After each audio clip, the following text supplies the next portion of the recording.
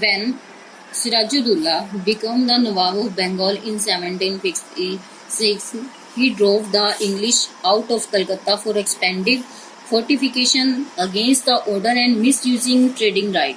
सिराजुद्दौला को जो अंग्रेज हैं वो हटाना चाहते थे, क्योंकि वो उनके दुर्ग बनाने और शक्तियों का जो है दुरुपयोग करने के विरोध में था. He sent his troops and occupied the company fortification in Calcutta, और उसने जो है अपनी सेना को भेजा और कंपनी से जो है अधिकार ले लिया. The British official were alarmed at development and decide to depose Sirajuddaulah. जो ब्रिटिश लोग थे वो अलार्म्ड का मतलब चिंतित थे इसके इस व्यवहार थे, तो इसलिए उन्होंने डिपोज यानी निकालने का निश्चय किया सिराजुद्दौला को. And install A puppet Nawab in his place, और इसकी जगह पर वो एक कठपुतली नवाब जो उनके हाथों की कठपुतली हो उसे वहां पर रखना चाहते थे. Under Robert Clive leadership the company tried to regain it position in Bengal. अब जो है कंपनी ने इसकी पोजीशन को बदलना चाहा. This led to fame battle of Plassey. इस तरह से प्लासी के युद्ध का जो है रूपरेखा तैयार हुई.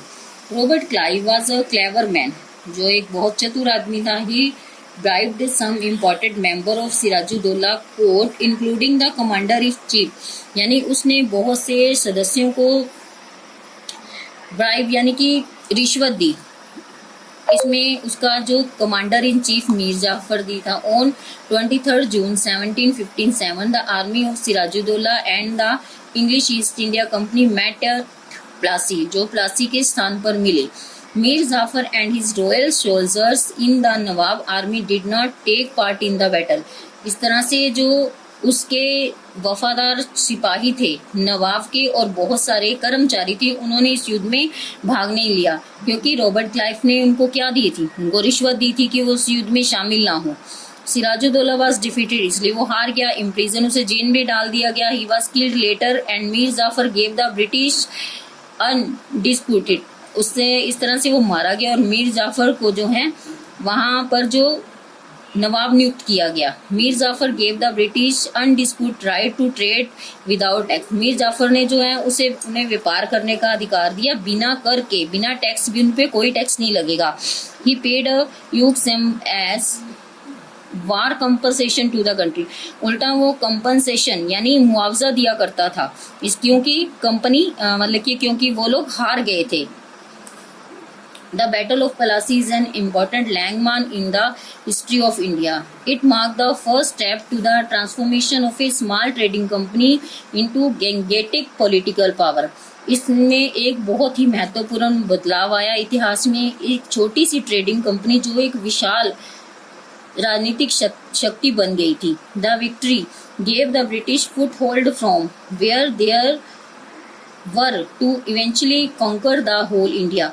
अब जो इस विजय ने ब्रिटिश लोगों के पैर जो हैं और मजबूत कर लिए थे, अब वो पूरे भारत को जीतना चाहते थे. Now the Bengal after Plassey. Mir Jafar was a puppet in the hand of British. The British constantly demand money from him.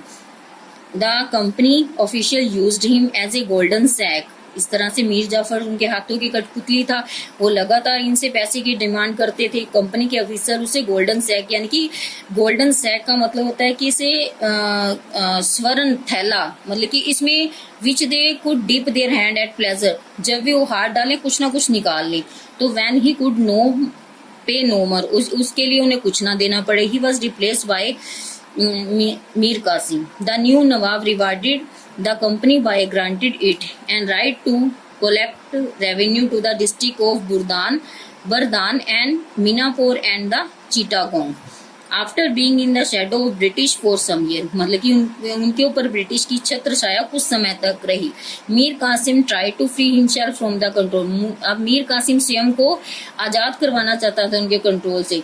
He dismiss the court official who favour the British. उसने उस कोर्ट के ऑफिशियल को हटा दिया जो कि ब्रिटिश लोगों की फेवर करते थे.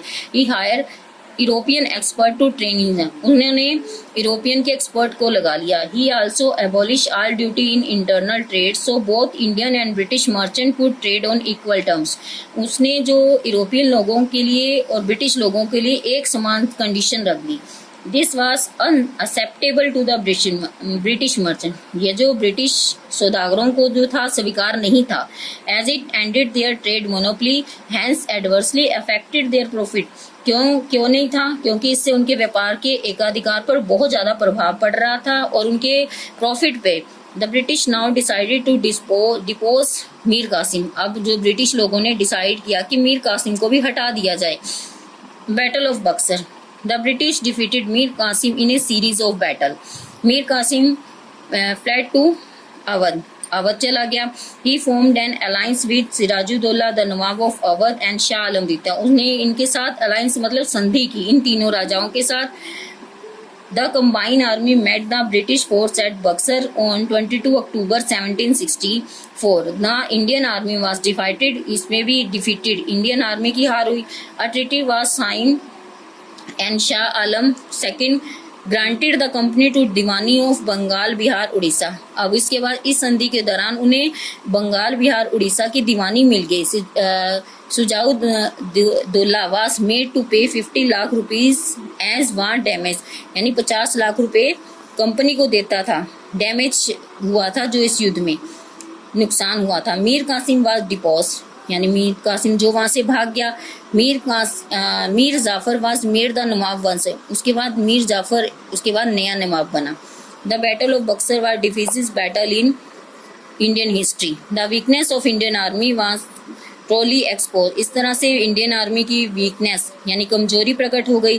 The nawab of Awadh Bengal Mughal emperor not become dependent on the English East India Company. इस तरह ये बंगाल के नवाब जो थे Mughal emperor now become dependent on the English East, ये सभी जो ईस्ट इंडिया कंपनी पे डिपेंड हो गए। Total financial control rich eastern province gave the British enormous resources to next round of expansion. इस तरह से सारे रिसोर्सेज सारे संसाधन जो हैं उनके हाथों में आ गए, ब्रिटिश लोगों के हाथों में आ गए। Now the Bengal after Buxar, after victories at Plassey and Buxar, the English East India Company became the real power of Bengal। इस तरह से इस युद्ध के बाद जो है इंग्लिश ईस्ट इंडिया कंपनी जो है एक शक्तिशाली शासन और शासक के रूप में उभरी, क्योंकि इन्होंने जो है अब जो है इन पे विजय प्राप्त कर ली थी। The military came under its control, military उसके कंट्रोल नियंत्रण में थी। Revenue began to collected directly by officer of the company. A small amount of revenues was given to the nawab to run the administration. मतलब सारा कर जो company के अधिकारी लेते थे और जो इसमें नवाब को जो बिल्कुल थोड़े से पैसे दिए जाते थे एडमिनिस्ट्रेशन को चलाने के लिए। So the British had all power and income no responsibility. British लोगों के पास सारी शक्तियां थी, इनकम थी, लेकिन उत्तरदायित्व कोई नहीं था। On the other hand nawab had all responsibility but no power no stable source of income. उनके पास कोई शक्ति नहीं थी, ना ही इनकम के साधन थे। This unique arrangement On the other hand, the Nawab all responsibility but no power, no stable source of income. The unique arrangement is generally known as the double government। मतलब कि इस यूनिक अरेंजमेंट को हम dual system के नाम से जानते हैं। The people of Bengal suffer immensely under this system and even during the famine which struck in Bengal in 1770. Neither the company nor Nawab provide any relief to the people. इसके बाद जो है बंगाल में अकाल पड़ा 1770 में। इसमें ना तो नवाब ने और ना कंपनी ने कुछ भी रिलीफ यानी कुछ भी आराम लोगों को नहीं दिया। वो उसके बाद भी उन लोगों से कर लेते थे। The dual system of government in Bengal ended in 1772। Bengal was bought under the direct control of company. Bengal जो है पूरा एकदम सीधा कंट्रोल करना चाहता था बंगाल के ऊपर जो इंग्लिश थे। The new Governor General Van Hastings embarked on further expansion of British influence in India। और वो भारत में जो है ब्रिटिश साम्राज्य का विस्तार करना चाहता था।